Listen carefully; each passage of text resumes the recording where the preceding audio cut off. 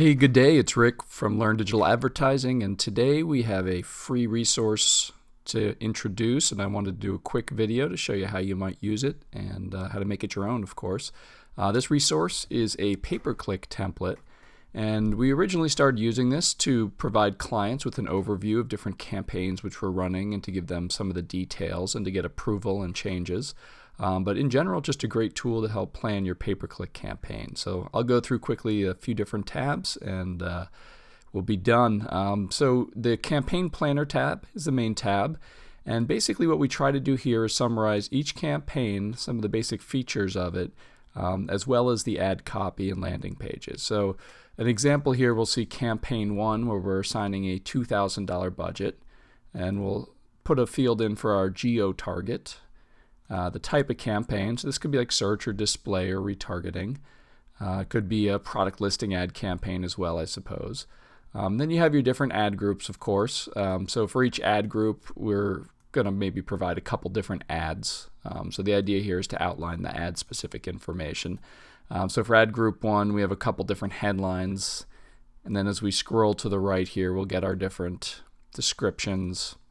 One of the features with this particular sheet is the counter right here. So if we were to go over on characters, this will actually let us know. So it's a good way to make sure that the ads you're proposing are not too long and fit within Googled required space. So you got, and that works basically for any of the headline or description. As you scroll over some more, we get things like the landing page URL. We put in a few basic ad extensions here, maybe the more common ones such as phone calls, site links, and callouts. So this would just again outline to your client or just for yourself, which phone number you're going to use, which site links are important to this particular ad set, etc. And then we have at the end negative keyword list. So we may apply a competitor negative keyword list or a never bid list. That's that list that we put together that has all of the keywords that we really never want to bid on. And that's basically the body of it all. It's going to outline all the campaigns. We've got a little section up top just to summarize maybe the client's overall budget, their website, which networks we're going to be advertising on, as well as any campaign notes maybe that come apart in different conversations with the client. So again, the goal of this is just to kind of summarize all the different campaigns we're going to run. A lot of times you can send this right to your customer just to gain approval to make sure all the headings and descriptions and everything, they could actually make changes right on here if you wanted them to. And that's the overview. Next, you have the changelog. So this is just a very basic changelog, and as this goes, just be something where we might keep track of changes we make that we want to track. So maybe in Bing for campaign, 1 and ad group 1, and I hope you never name your campaigns and ad groups that. So maybe we changed CPCs, reduced by 50% because the campaign's just getting killed. Maybe our expectations are more efficiency. Just a quick example. Maybe we want to check back on the 21st, for example.